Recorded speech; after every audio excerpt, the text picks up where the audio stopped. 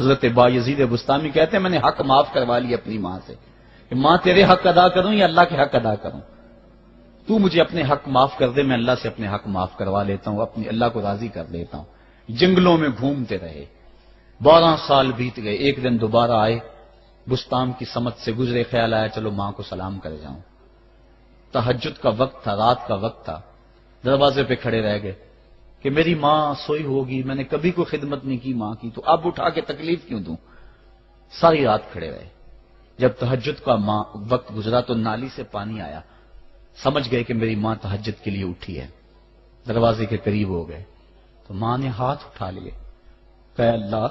میرا بیٹا بایزید تیری طلب میں نکلا ہوا ہے، میں نے اسے اپنے حق معاف کر دیے، تو اس کو اپنا وصال عطا کر دے۔ حضرت بایزید دروازہ کھٹکھٹانے لگے اور ماں کے قدموں میں لپٹ گئے اور رو کے کہنے لگے جس رب کو میں جنگلوں میں تلاش کرتا ہوں وہ تو رب میری ماں کے پاس ہے۔ تو ماں کی دعاؤں میں اللہ کی رضا ہے، ماں راضی ہو جائے تو سمجھ لو خدا راضی ہے۔ حکایت میں آتا ہے کہ حضرت بایزید بستامی رحمۃ اللہ علیہ ذکر الہی میں مصروف تھے، اچانک غیب سے آواز آئی کہ اے بایزید سامان کے بت خانے میں چلے جاؤ اور ان کی عید میں لباس سے راہبان پہن کر شامل ہو جاؤ۔ حضرت بایزید کہتے ہیں کہ اسے میں نے شیطان کی شرارت اور وسوسہ سمجھ کر جھٹلا دیا، لیکن بار بار یہی اشارہ کیا گیا، تو میں سامان کے بت خانے میں جا کر ان میں انہی کا لباس پہن کر بیٹھ گیا۔ لوگ جمع ہو رہے تھے، کچھ دیر بعد ان کا بڑا راہبان وہاں پہنچ گیا،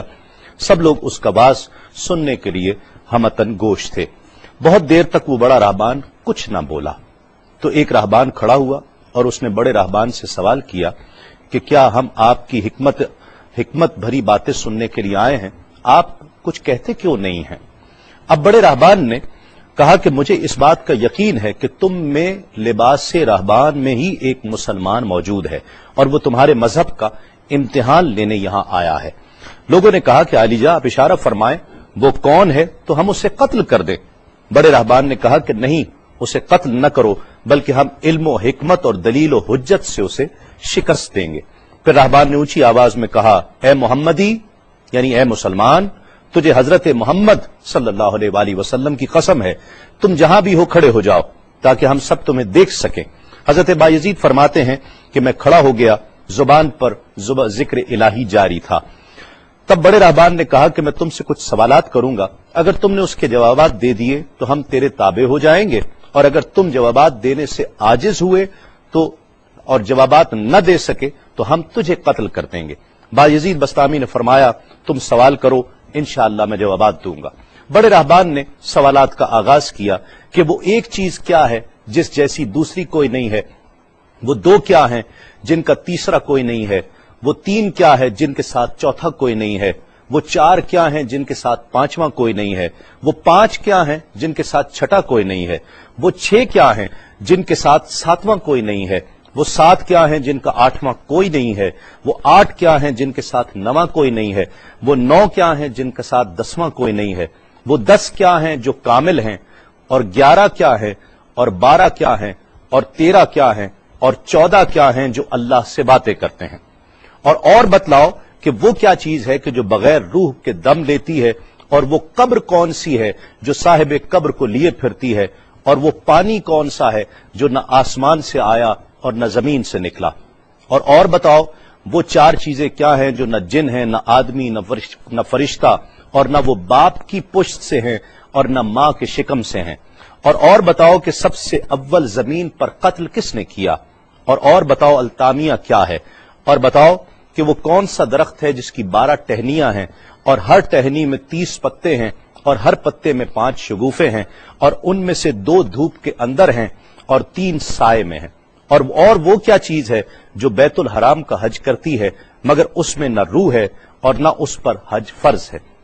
اور بتاؤ رات کہاں جاتی ہے جب دن نکلتا ہے، اور جب رات ہو جاتی ہے تو دن کہاں چلا جاتا ہے۔ یہ سوالات کر کے راہبان خاموش ہو گیا۔ حضرت بایزید بستامی جو اب تک بڑے سکون اور تأمل کے ساتھ سوال سن رہے تھے، فرمایا سوالات ختم ہوئے یا اور بھی کوئی سوال ہے؟ راہبان نے کہا بس ان سوالات کے جوابات دو۔ حضرت بایزید بستامی فرماتے ہیں کہ اگر میں ان سوالات کے جوابات دے دوں تو کیا رسول اللہ صلی اللہ علیہ وآلہ وسلم پر ایمان لے آؤ گے؟ رہبان نے کہا کہ ہاں، اگر تم ان سوالات کے جوابات دے دو تو ہم سب مسلمان ہو جائیں گے۔ حضرت بایزید بسطامی نے فرمایا تو سنو، وہ ایک کیا ہے جس جیسا دوسرا کوئی نہیں، وہ اللہ رب العزت کی ذات پاک ہے، اور جو دو ہیں تیسرا ان کے ساتھ کوئی نہیں، وہ دن اور رات ہیں، اور جو تین ہیں جن کے ساتھ چوتھا کوئی نہیں، وہ عرش، کرسی اور قلم ہیں، اور جو چار ہیں پانچواں ان کے ساتھ کوئی نہیں، وہ اللہ کی چار کتابیں توریت، زبور، انجیل اور قرآن مجید ہیں، اور جو پانچ ہیں چھٹا ان جیسا کوئی نہیں، وہ مسلمان پر پانچ فرض نمازیں ہیں، اور جو چھ ہیں وہ 6 دن ہیں جن کے لیے ارشاد ہوا وَلَقَدْ خَلَقْنَا السَّمَاوَاتِ وَالْأَرْضِ وَمَا بَيْنَهُمَا فِي 6 أَيَّامٍ، اور 7 جن کے ساتھ 8واں کوئی نہیں، وہ 7 آسمان ہیں، اور جو 8 ہیں جن کے ساتھ 9واں کوئی نہیں، وہ عرش عظیم اٹھانے والے 8 فرشتے ہیں، اور جو 9 ہیں 10واں ان کے ساتھ کوئی نہیں، وہ 9 افراد کا گروہ ہے جنہوں نے زمین پر فساد کیا، جن کی اللہ نے قرآن مجید میں خبر دی ہے، اور جو 10 کاملہ ہیں وہ 10 فرائض ہیں جو مکہ معظمہ میں حاجیوں پر واجب ہیں جبکہ وہ حرم میں موجود ہوتے ہیں، اور 11 وہ حضرت یوسف علیہ السلام کے 11 بھائی ہیں جن کا تذکرہ قرآن مجید نے کیا ہے، اور 12 مہینے ہیں 1 سال کے، اور جو 13 ہیں وہ 13 حضرت یوسف علیہ السلام کے خواب ہیں، اور جو 14 ہیں وہ 14 جو رب سے کلام کرتے ہیں، وہ 7 آسمان اور 7 زمینیں 14 ہیں جو رب سے کلام کرتے ہیں، اور وہ چیز جس کے لیے تم نے پوچھا کہ جو بغیر روح کے سانس لیتی ہے وہ صبح ہے، اور وہ قبر جس کے لیے تم نے پوچھا کہ جو صاحب قبر کو لیے پھرتی ہے وہ یونس علیہ السلام کی مچھلی ہے، اور وہ پانی جو آسمان سے آیا نہ زمین سے آیا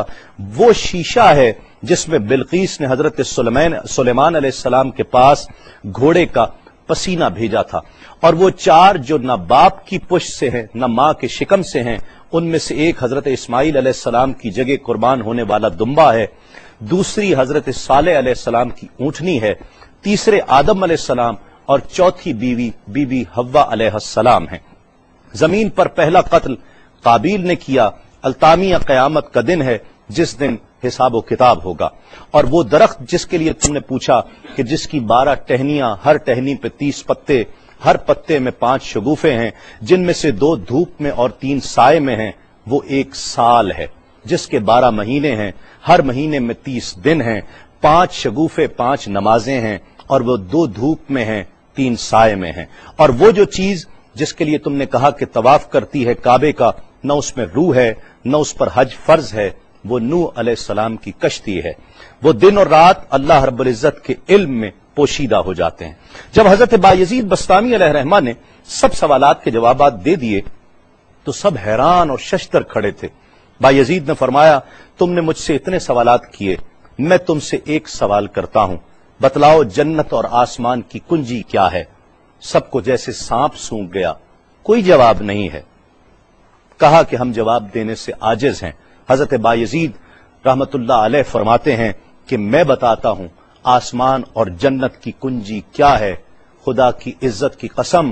وہ لا الہ الا اللہ محمد الرسول اللہ صلی اللہ علیہ وآلہ وسلم ہے کہ یہ کلمہ پاک آسمانوں کی اور جنت کی کنجی ہے۔ بس آپ کا اتنا بیان کرنا تھا۔ حکایت میں آتا ہے کہ سب کی زبانوں پر کلمہ جاری ہو جاتا ہے، بت توڑ دیے گئے، اور جتنے وہاں پر موجود تھے سب ایمان لے آئے اور دائرہ اسلام میں داخل ہو گئے۔